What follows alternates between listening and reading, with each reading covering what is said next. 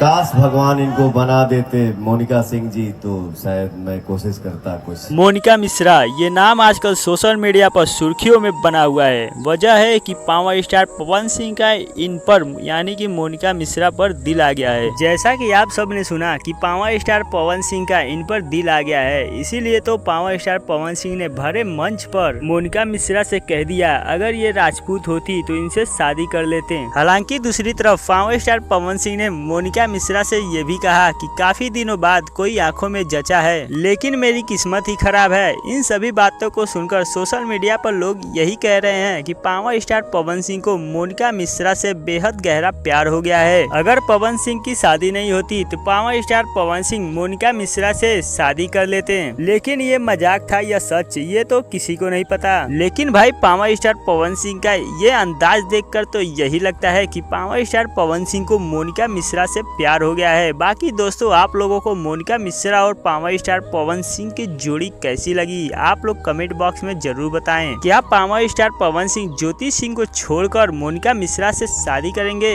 अपना राय जरूर दें। मिलते हैं नए वीडियो में, धन्यवाद।